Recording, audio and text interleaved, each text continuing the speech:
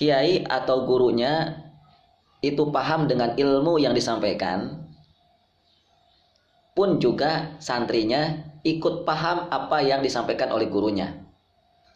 Misalnya ketika kiai menyampaikan ilmu tentang fikih ibadah, fikih toharoh, bagaimana tata cara sholat, bagaimana wudhu dan sebagainya. Kiai kan menyampaikan ilmu tentang sholat, ilmu tentang wudhu. Santri-santri umumnya paham, oh sholat itu begini, tata cara wudhu itu begini gitu. Nah, ini kelompok pertama. Yang kedua, ketika mengajarkan ilmu, kelompok yang kedua, ketika mengajarkan ilmu, kiainya paham, oke, namun santrinya sulit sekali memahami apa yang disampaikan oleh gurunya, apa yang disampaikan oleh kiainya. Apa maksud ilmu ini? Ilmu apa yang disampaikan? Kok hanya kiai yang paham? Tapi santri-santrinya sulit memahami. Ini adalah ilmu tentang fikih, utamanya muamalah, yang itu sifatnya adalah hubungan tentang suami istri. Oke, fikih muamalah ya. Karena umumnya kiai sudah menikah, sudah merasakan, sudah mempraktekkan ilmu tentang fikih suami istri.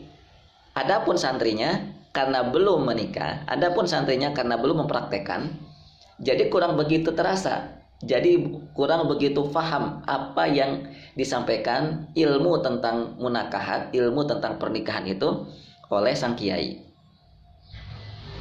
Yang ketiga, nah ini yang paling memprihatinkan, yaitu ketika ilmu disampaikan, ketika mempelajari sebuah ilmu, kiainya, sang guru tidak paham apa yang disampaikan itu, pun juga lebih-lebih santrinya juga tidak paham apa yang disampaikan. Kira-kira ini ilmu tentang apa?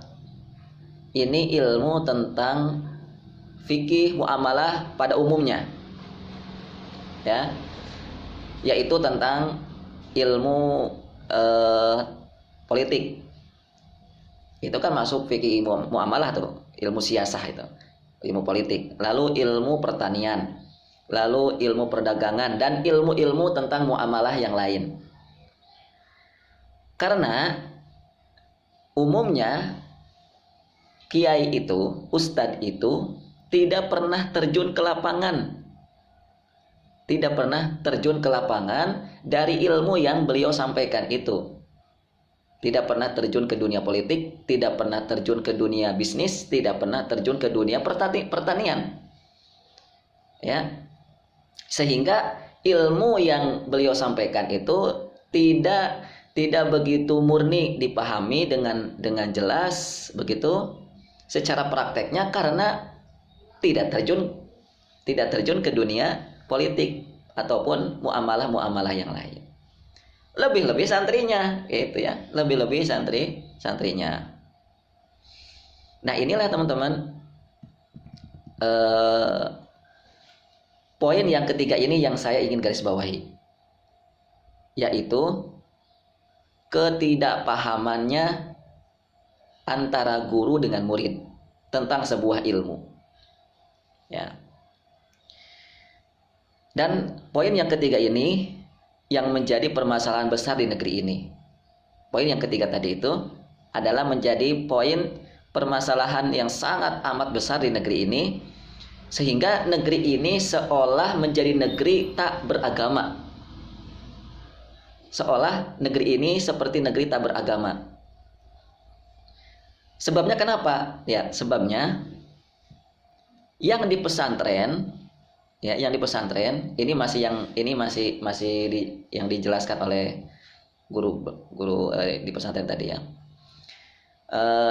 Yang di pesantren, yaitu guru atau kiai ini yang paham dengan ilmu Islam, dia bukan pelaksana. Ini masalahnya. Dia bukan pelaksana di lapangan, ya, seperti pelaksana dalam perdagangan, seperti pelaksana dalam pertanian, seperti pelaksana dalam dunia politik, gitu ya. Ya, dia tidak bergelut di bidang itu. Dia tidak terjun ke lapangan. Itu permasalahan pertama. Permasalahan kedua, bahwa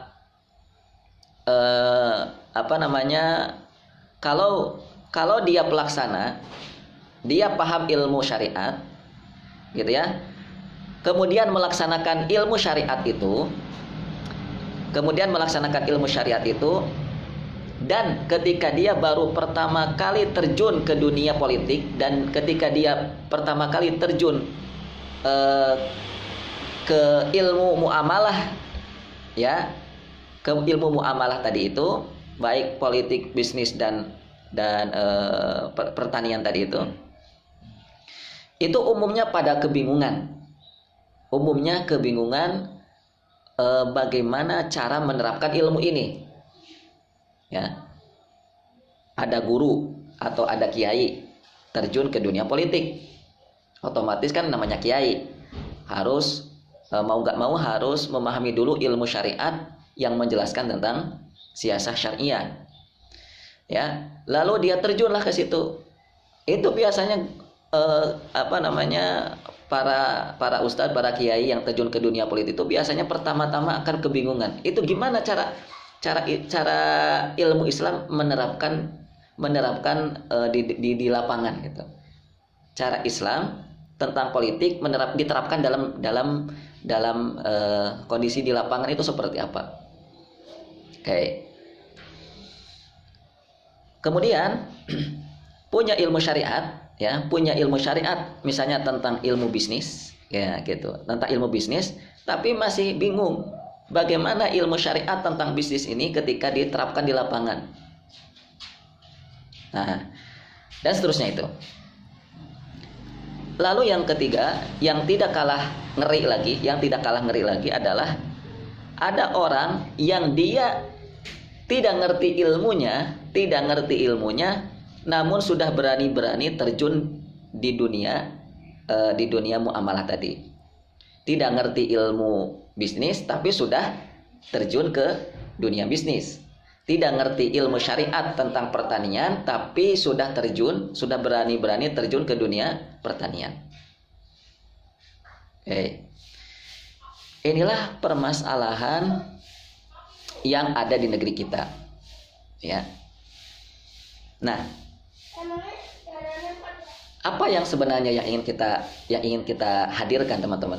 Apa yang sebenarnya ingin coba kita hasilkan dari pendidikan di lembaga kita, Ma'had Tahfidzul Quran Baitul Arqam itu ingin seperti apa? Apakah hanya ingin melahirkan para penghafal Quran? Kan enggak, ya. Kan enggak. Apakah hanya ingin melahirkan orang-orang yang para imam yang mahir dalam berbicara, ya, yang mahir dalam berkata, yang mahir dalam bertilawah Al-Quran? Kan enggak juga. Nah, maka apa sebenarnya yang ingin dilahirkan? Nah, ini yang coba kami ingin share kepada antum sebagai orang yang berada di ring terdepan saya, atau ring utama saya ini adalah antum. Ring utama saya adalah antum ketika berhadapan-hadapan dengan santri, ataupun ketika berhadapan-hadapan dengan jamaah, ataupun ketika berhadapan-hadapan dengan orang yang itu bukan non pesantren. Nah, ketika orang menanyakan apa sih yang ingin dihasilkan oleh pendidikan Baitul Arqam itu, nah gitu, maka antum bisa jawab, ya, bisa menjawabnya. Nah, yang saya ingin share kepada antum adalah begini. Apa yang ingin dihasilkan oleh Baitul Arqam? Teman-teman, saya ingin coba mendetailkan sedikit saja tentang tongkat Nabi Musa. Ya, tentang tongkat Nabi Musa. Nabi Musa alaihissalam ketika bertemu dengan Allah kan ditanya, "Wa matil kabiyaminika ya Musa?" Wahai Musa, apa yang ada di tangan kananmu wahai Musa? Nabi Musa mengatakan, qala hiya asaya atawakka'u 'alaiha wa ahushu biha ala ghanami wa liya fiha ma'aribu ukhra. Lalu Nabi Musa menjawab, yang ada di tanganku wahai Rob adalah tongkat yang aku jadikan untuk aku bersandar, ya, untuk aku bersandar, dan aku jadikan untuk memukul-mukul dedaunan yang itu aku berikan daun-daunan tadi, memberi makan gonami, memberi makan domba-dombaku, ya, untuk memberikan makanan domba-dombaku. Apa artinya ini? Ya, artinya bahwa tongkatnya Nabi Musa yang ketika ditanya oleh Allah Subhanahu wa taala ketika di Bukit Tur Sina itu adalah tongkat biasa saja, tongkat biasa. Tapi coba perhatikan aplikasinya di lapangan. Tapi coba perhatikan aplikasinya setelah Nabi Musa turun gunung dari bukit, ya, dari Tur Sina itu. Apa hasilnya? Ketika Nabi Musa melawan penyihir Fir'aun, maka Nabi Musa untuk mengalahkan penyihir Fir'aun menggunakan apa? Tongkat. Maka Nabi Musa melemparkan tongkatnya. Fa'alqa 'asahu fa idza hiya thu'banun mubin. Maka Nabi Musa melemparkan asonya, tongkatnya, maka tongkat itu berubah menjadi ular yang sangat besar, thu'banun mubin. Itu tongkat yang tadi Nabi Musa ditanya oleh Allah Subhanahu wa taala. Tongkat biasa. Tapi ketika turun gunung, ya, maka tongkat itu bisa mengalahkan penyihir Fir'aun. Tidak cukup itu. Ketika Nabi Musa dikejar oleh musuh-musuhnya, yaitu Fir'aun dan bala tentaranya, maka Nabi Musa menggunakan lagi-lagi tongkatnya untuk apa? Untuk memukul laut. Idrib bi'asokal bahar. Kata Allah, wahai Musa, pukulkan tongkatmu ke lautan, al-bahar, dipukulkan, maka bahar itu menjadi jalan dengan tongkat tadi. Ketika terjadi krisis air, masyarakat Bani Israel kekurangan air, butuh minum, minta kepada Nabi Musa, wahai Musa, kami kehausan, kami butuh minum. Maka Nabi Musa memukulkan tongkatnya ke batu. Ya Musa, idrib bi'asokal hajar. Ya, bi'asokal hajar. Wahai Musa, pukulkan tongkatmu ke batu. Maka lihatlah, batu itu berubah dan memancarkan air, yang dari situlah Bani Israel meminum air yang begitu segar. Maka lihat, perhatikan, ya. Yang tadinya kita tahu bahwa itu adalah tongkat biasa saja dan sederhana sekali, namun kemudian tongkat itu menjadi solusi dari segala masalah besar. Masalah besar di sini apa? Mengatasi kekeringan atau ya paceklik, yaitu dengan dipukulkan ke batu. Mengatasi permasalahan dengan musuh-musuh, ya, dengan musuh-musuhnya, yaitu dengan merubah lautan menjadi jalan. Kemudian mengatasi dengan musuh-musuhnya lagi, sehingga Nabi Musa alaihissalam bisa merubah ketakutan menjadi ketenangan, ya. Itu hasil daripada tongkat Nabi Musa ketika Nabi Musa alaihi salam bertemu dengan Allah Subhanahu wa taala di Bukit Tur Sina.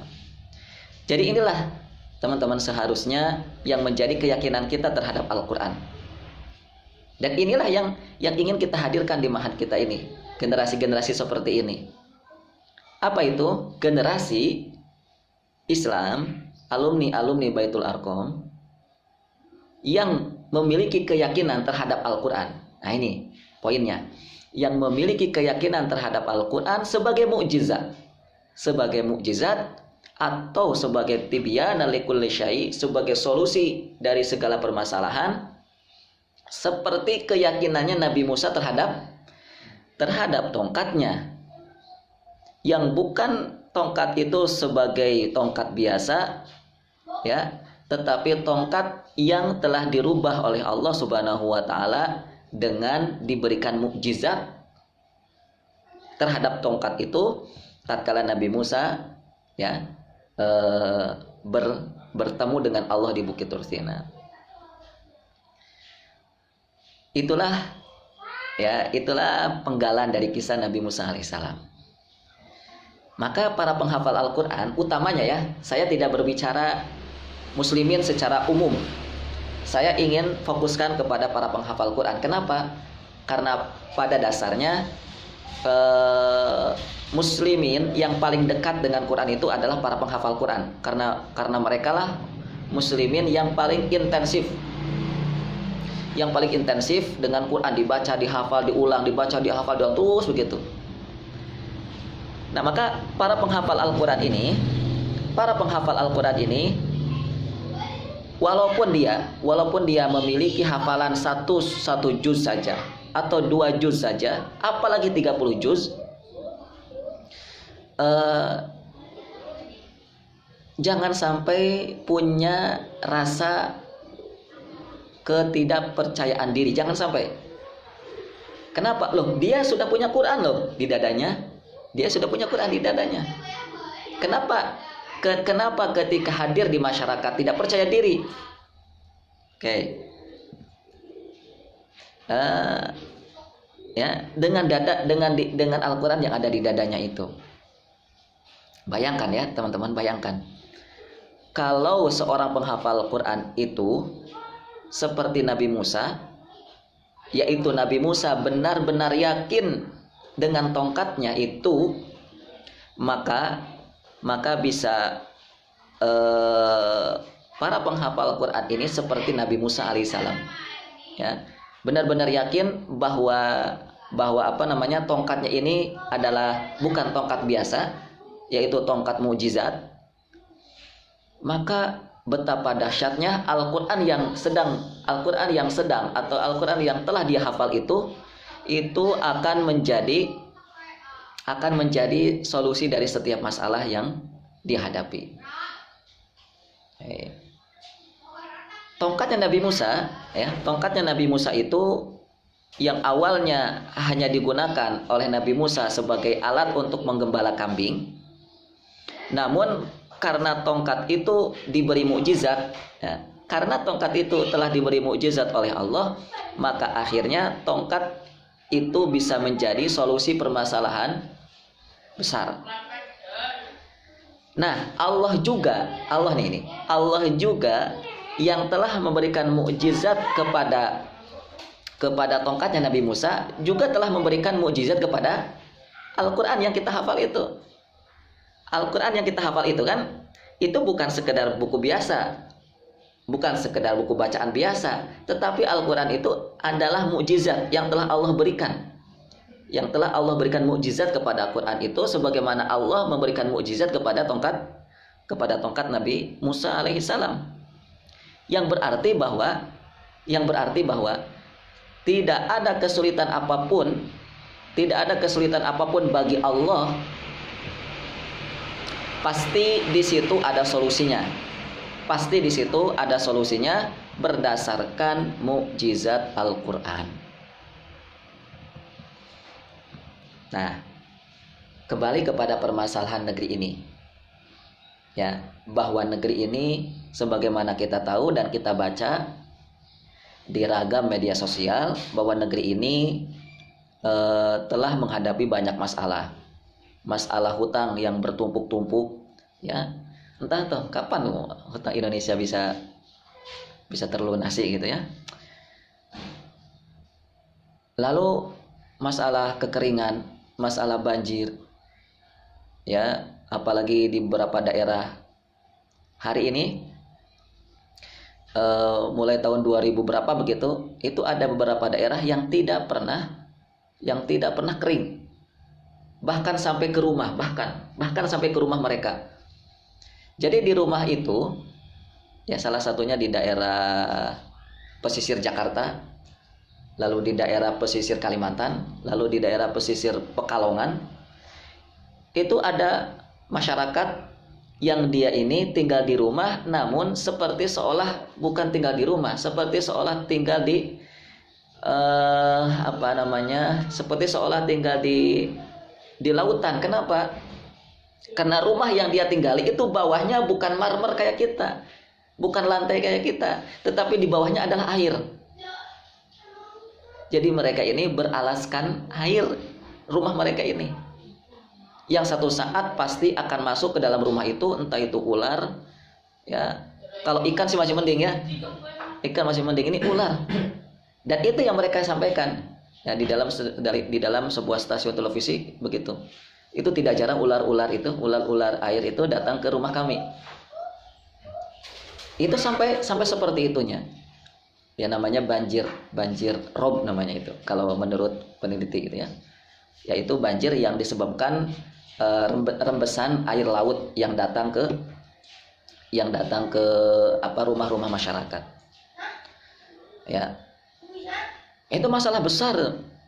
Itu masalah yang sangat besar yang sampai pemerintah pun juga belum menemukan bagaimana solusi ini. Kalau solusi sementara sih ada, adanya dibikin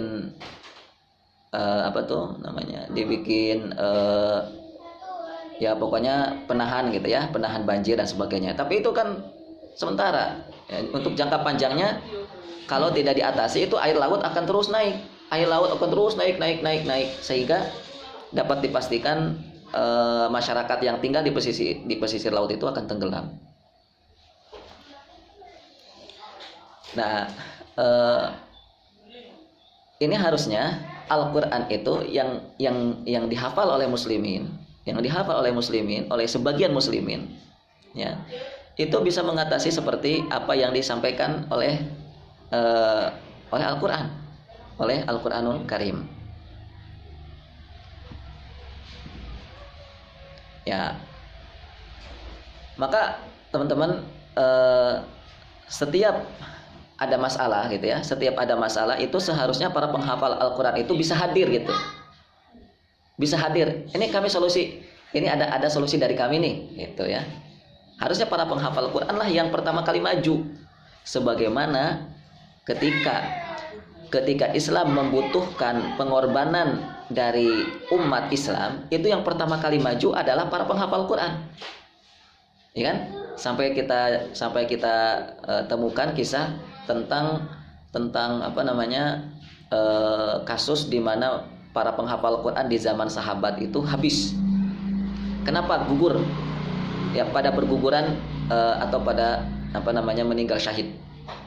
Akhirnya kan Umar bin Khattab menginisiatif yang memberikan inisiatif kepada Abu Bakar As-Siddiq, gimana kalau Quran itu dibukukan saja. Kenapa? Karena penghafal Quran itu sudah mau habis nih. Karena mereka lah yang selalu semangat untuk berada di garis terdepan di medan jihad itu. Coba kalau para penghafal Quran habis, gimana muslimin nanti di masa depan ingin membaca Quran? Kan nggak ada, sayang sekali. Nah gitu. Itu Umar bin Khattab.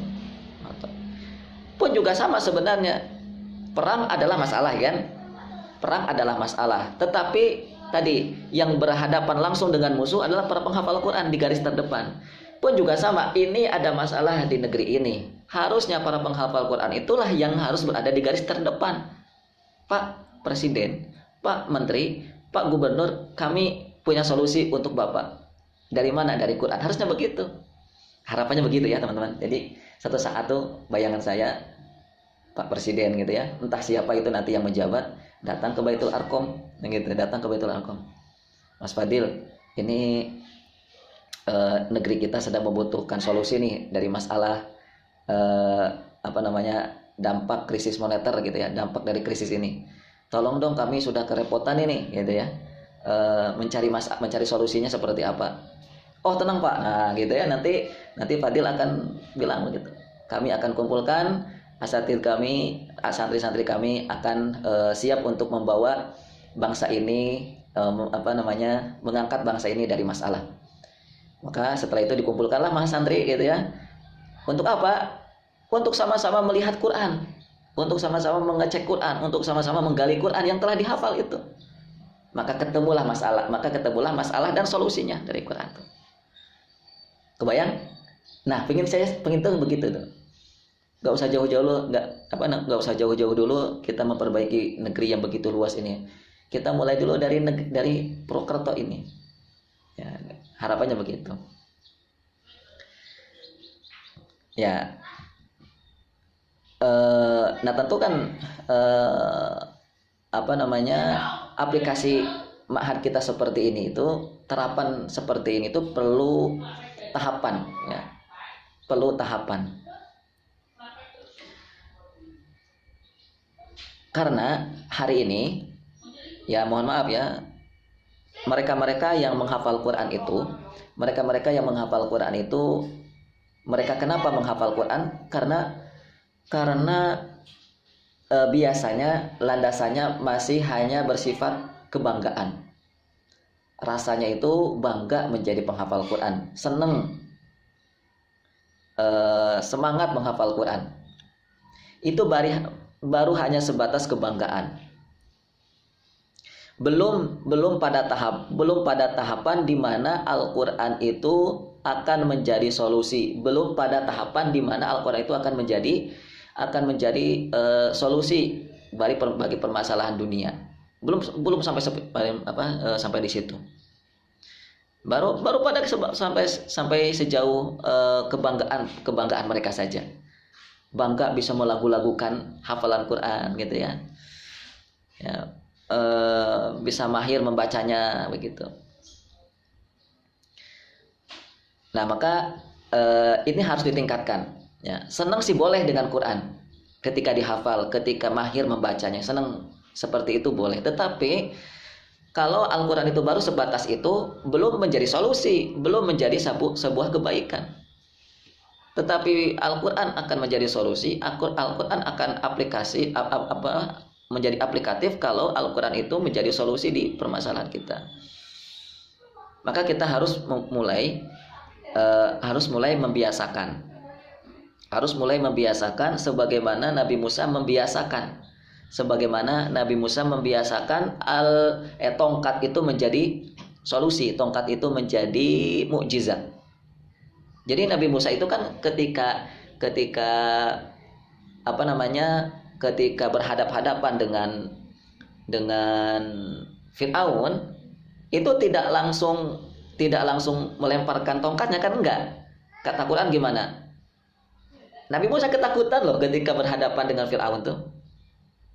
Ketakutan. Padahal Allah sudah memberikan jaminan loh waktu di Bukit Tur Sina itu, bahwa tongkatmu sudah menjadi mukjizat. Nah, maka Allah lagi-lagi memerintahkan, ya Musa, fa'alqi aso. Lemparkan, disuruh lagi sama Allah Subhanahu. Enggak tiba-tiba dilemparkan begitu tuh. Tetapi diperintahkan oleh Allah Subhanahu wa taala. Maka inilah harapannya ya, bahwa Al-Quran ini kita harus membiasakan untuk jadi solusi dari setiap masalah-masalah kita. Nah, maka tahapan awal dalam rangka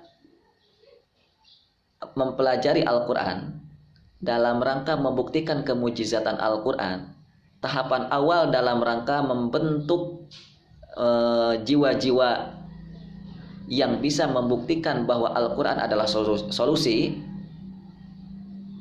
membuktikan bahwa Al-Quran itu kalau diaplikasikan semua 30 juz itu total utuh semua, maka yang terjadi adalah kesempurnaan hidup baik di dunia maupun di akhirat. Itu ya. Itu kalau Al-Quran itu diaplikasikan, maka yang terjadi adalah kemudahan, kesempurnaan hidup di dunia, apalagi di akhirat. Nah, untuk bisa sampai sejauh itu perlu tahapan. Nah, perlu tahapan. Kira-kira tahapan awalnya gimana? Nah, tahapan awal yang kita harus biasakan sekarang adalah dengan kita melihat sejarah. Ya, dengan kita melihat sejarah. Mengapa? Karena Tadi saya bilang dari awal ya, pas di awal, bahwa hari ini tuh belum ada yang bisa membuktikan Al-Quran secara utuh 30 juz.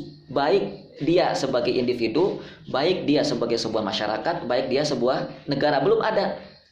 Negara mana coba yang sudah mengaplikasikan Quran 30 juz? Masyarakat mana yang sudah mengaplikasikan Al-Quran 30 juz?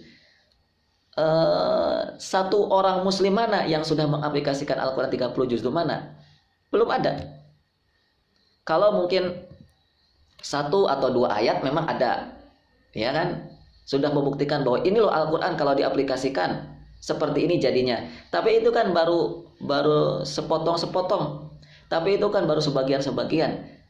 Namun kalau kita melihat sejarah, kalau kita melihat sirah nabawiyah, baru kita akan menemukan ada satu orang ketika Quran itu diaplikasikan semua utuh 30 juz, maka yang terjadi adalah seperti Rasul Shallallahu Alaihi Wasallam. Al-Quran itu kan Rasulullah itu kan Al-Quran yang berjalan. Kenapa? Karena Quran berhasil semuanya utuh oleh Rasulullah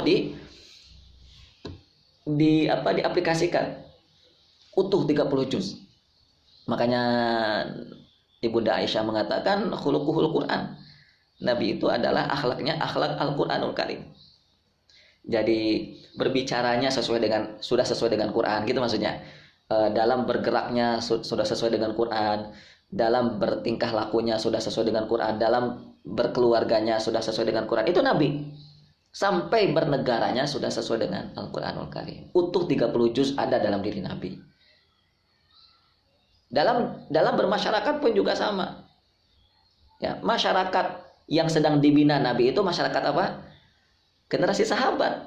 Itulah masyarakat Qurani yang sudah berhasil Nabi aplikasikan 30 juz itu dalam bentuk sebuah masyarakat, yaitu masyarakat sahabat. Jadi persiapan sementara, latihan sementara yang akan kita ujikan di ma'had kita ini, untuk kita bisa paham betul bahwa Al-Quran itu bisa loh diaplikasikan, itu adalah tahapan awalnya kita membuka sejarah. Tahapannya adalah dengan kita membuka sirah nabawiyah. Yuk buka sirah nabawiyah yuk. Perhatikan sirah Nabi dari awal sampai akhir, dari lahir sampai meninggal. Karena itu adalah 30 juz yang membentang dalam diri Rasul Shallallahu Alaihi Wasallam. Yuk baca sahabat yuk. Sahabat Abu Bakar, Umar, Utsman, Ali. Karena kehidupan para sahabat itulah kehidupan Quran, kehidupan Qurani. Gitu. Untuk mengawali agar kita ini benar-benar akan memiliki keyakinan sama seperti Nabi Musa memiliki keyakinan terhadap bahwa ini adalah mukjizat, bukan sekedar tongkat biasa. Ya, sebagai tongkat biasa. Baik. Maka kita lihat dalam sejarah Nabi ya, dalam sirah nabawiyah. Mengapa kita belajar kehidupan Nabi sejak masih kecil? Kenapa kita pelajari Nabi sejak masih kecil? Kenapa kita belajar kehidupan Nabi ketika beliau diasuh di perkampungan Bani Sa'ad? Kenapa? Itu dalam rangka membuktikan kebenaran ayat-ayat yang ada di dalam Al-Quran yang itu hubungannya dengan Nabi saat masih kecil. Kira-kira ayatnya mana? Ayat-ayat yang itu berhubungan saat Nabi masih kecil. Kira-kira ayatnya mana? Surat Ad-Duha. Nabi Shallallahu Alaihi Wasallam itu kan ketika masih kecil yatim. Wajadaka yatima itu ya, wajadaka dhalan fahadda wajadaka ailan fa'aghna fa'amal yatima fala tantus. Nah, kalau kita tidak belajar sirah nabawiyah, kalau kita tidak belajar masa kecil Nabi, maka kita akan kurang terasa bobot besar dan mulianya surat ini, surat Ad-Duha ini. Betapa Nabi itu kalau kita baca sejarahnya ya, itu di masa kecilnya betul-betul dalam kondisi yatim, prihatin, dalam kebingungan gitu kan. dolang fahada, seperti Allah mengatakan dalam Al-Qur'an surat Ad-Duha itu. Nah, itu gimana keyatiman Nabi, bagaimana Rasul bisa yatim, bagaimana Rasul bisa dolan gitu, bisa kebingungan tuh gimana? Itu kalau kita nggak baca sejarah Nabi, ya kurang terasa ayat itu. Bahkan teman-teman, kalau kita ingin lebih detail memahami ayat di surat Ad-Duha tadi, maka kita akan menemukan tentang awal dari kisah itu, awal dari turunnya surat Ad-Duha itu, yaitu adalah ketika Rasulullah SAW dikisahkan beliau pernah diolok-olok oleh Abu Jahal gara-gara Rasul pada waktu itu tidak turun wahyu, ya, terputus wahyu itu, ya. Si Abu Jahal mengatakan, wahai Muhammad, Tuhanmu telah meninggalkanmu, ya, Tuhanmu telah meninggalkanmu. Rasul kan sedih. Nah kesedihan Rasul itu akan nampak terasa besar dan berat ketika kita buka sejarah, ketika kita buka sirah nabawiyah. Kira-kira gimana sih ekspresinya sedihnya Rasul itu? Kira-kira beratnya kesedihan Nabi itu gimana sih? Itu sulit kalau kita baca dalam Al-Quran. Baru akan kita tergambar secara jelas tuh kalau baca sirah nabawiyahnya, ya. Begitu.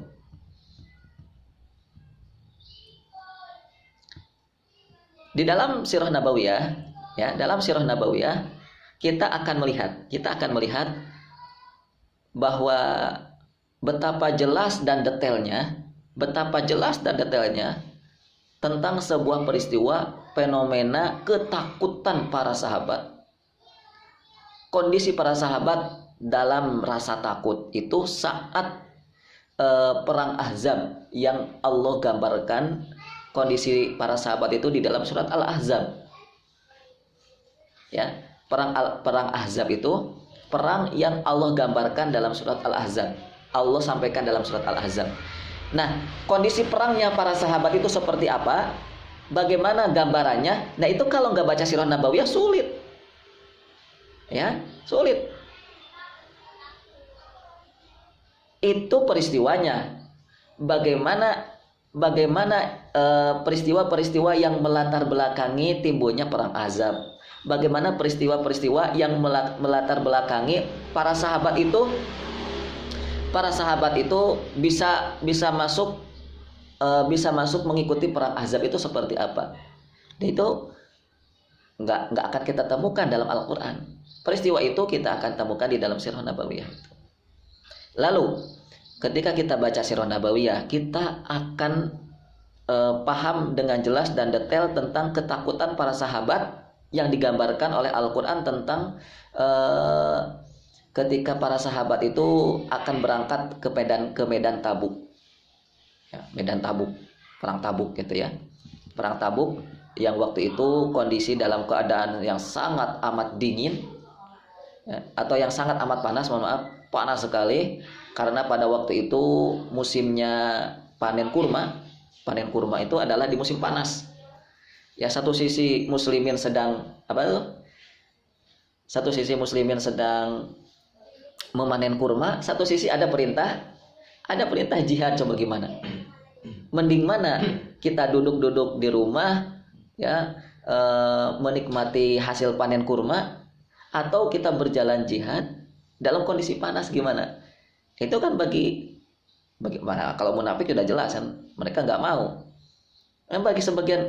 Bagi sebagian para sahabat itu harus dipatuhi dan harus ditaati walaupun dalam kondisi takut. Dan Tabuk hari ini itu sudah masuk ke wilayah Libanon, Yordan itu ya. Ya, Yordan. Bukan, maksudnya perbatasan dengan Yordan, masih Jazirah Arab ya. Tabuk itu masih Jazirah Arab.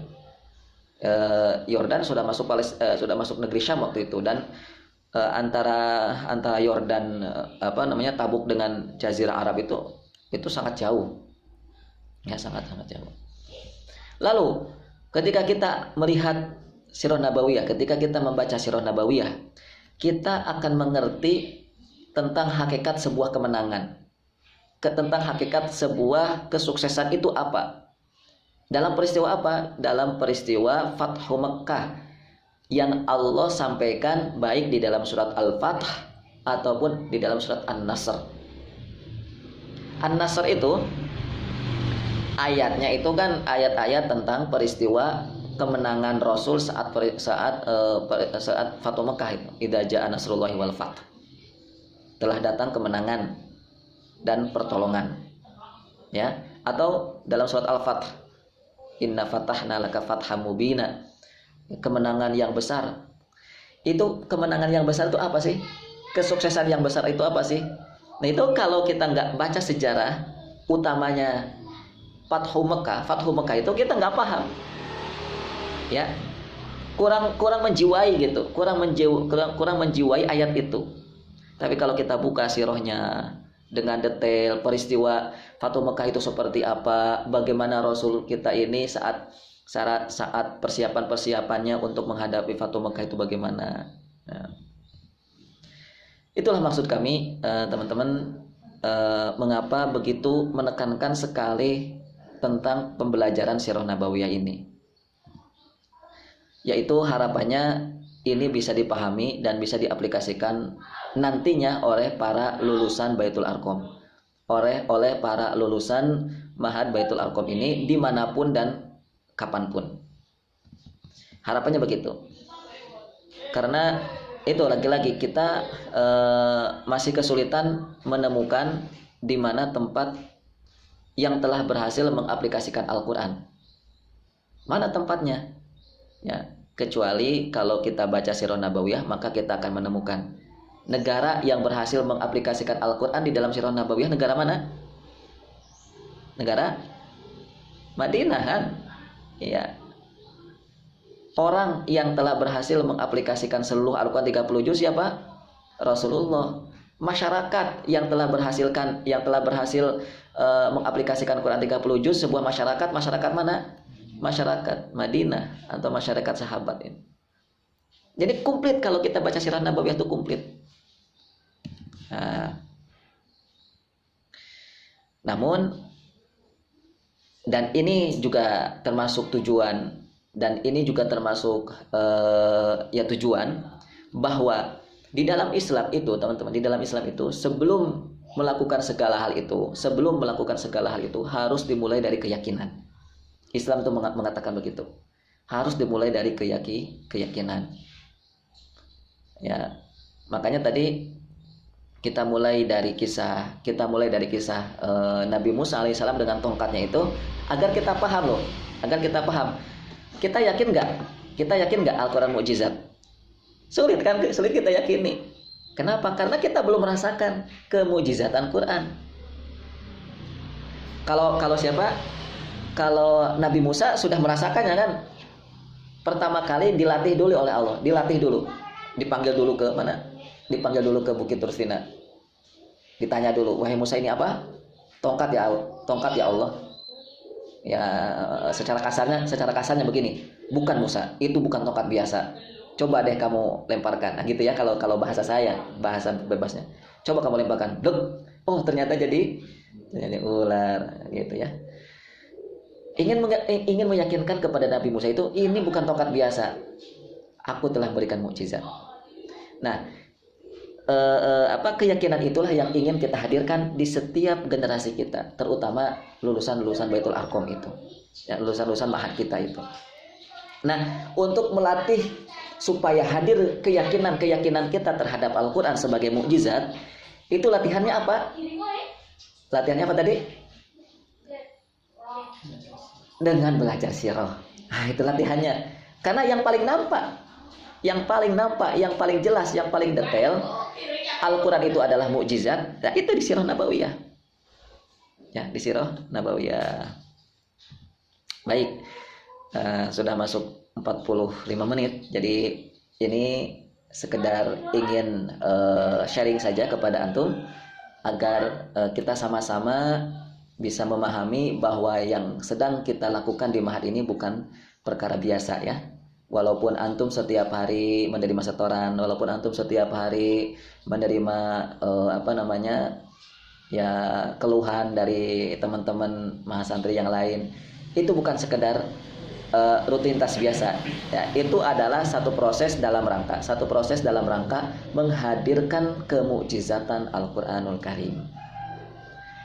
Baik, itu yang bisa saya sampaikan. Insya Allah saya upload ini ke YouTube saya. Nanti kalau ketemu dengan teman-teman yang belum hadir, nanti bisa disampaikan. Wallahu ta'ala a'lam bishawab. Kita akan pindah ke beberapa hal tentang diskusi yang ingin coba kita sampaikan.